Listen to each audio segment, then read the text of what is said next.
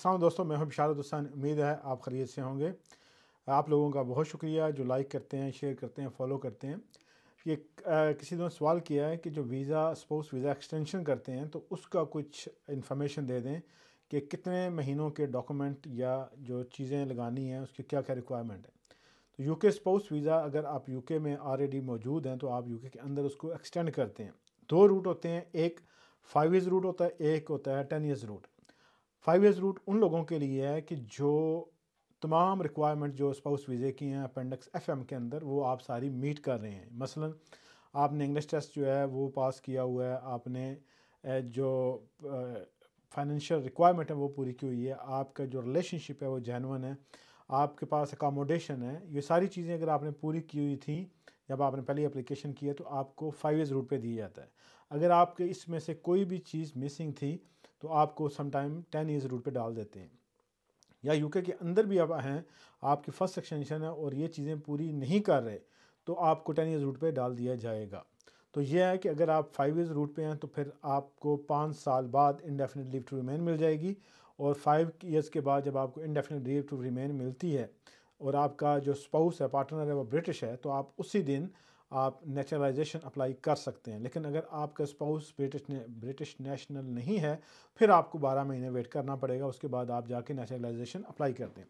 آپ نے جو ڈاکومنٹ لگانے ہیں وہ جب سے آپ یو کے آئے ہیں، پچھلے 2.5 سال جو ہو گئے ہیں یا 33 منتھس ہو گئے ہیں، تو اس کے تمام ڈاکومنٹ اگر آپ کے پاس ہیں تو وہ لگائیں۔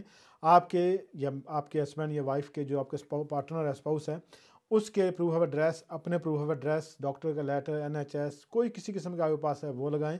6 منتھ کی آپ کو بینک اسٹیٹمنٹ چاہیے ہوتی ہے، 6 منتھ کی پے سلپ چاہیے ہوتی ہے، امپلائر لیٹر چاہیے ہوتا ہے 6 منتھ کا۔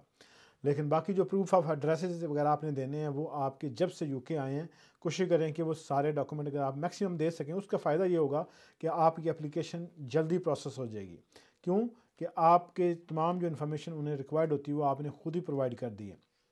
لیکن وے سلپ کے حوالے سے آپ کو لاسٹ منتھ 6 مہینے کی وہ وے سلپ چاہیے ہوگی، اور امپلائر لیٹر، پے سلپس۔ باقی آپ کا اکاموڈیشن ہو گیا، آپ کے کونسل ٹیکس ہو گئے، یوٹیلیٹی بلز ہو گئے، باقی جو لوازمات ہیں وہ آپ نے تو پہلے بھی پرووائڈ کیے ہوں گے، لیکن اب آپ نے اگر آپ کے پاس ریزیڈنس چینج ہوئی ہے تو وہ اس کے ٹیننسی ایگریمنٹ وغیرہ وہ دوبارہ دینے پڑیں گے۔ اسی طرح میرج سرٹیفکیٹ آپ نے پہلے پرووائڈ کیا ہوگا، وہ آپ کے پاس ہوگا، وہ پرووائڈ کریں۔ آپ نے انگلش لینگویج ٹیسٹ جب یو کے آئے تھے اگر آپ نے A1 پاس کیا ہوا ہے تو ایکسٹینشن کے لیے آپ کو جو ہے وہ A2 پاس کرنا ضروری ہے، اور اگر آپ نے B1 ابھی کر لیا یا پہلے کیا ہوا تھا تو B1 کرنے کے بعد پھر آپ کو کوئی بھی اور فردر ٹیسٹ کرنے کی ضرورت نہیں ہے، اور وہ ٹیسٹ اگر آپ کی کسی بھی اپلیکیشن میں سکسیزفل جو اپلیکیشن ہے اس میں وہ یوز ہوا ہے اور اس کو ایکسیپٹ بھی کیا گیا ہے تو پھر آپ کو فردر کسی بھی لیو کے لیے یا نیشنلٹی کے لیے دوبارہ B1 جو ہے وہ آئلٹس وغیرہ کرنے کی ضرورت نہیں ہوگی۔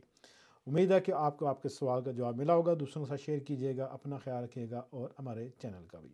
اللہ حافظ۔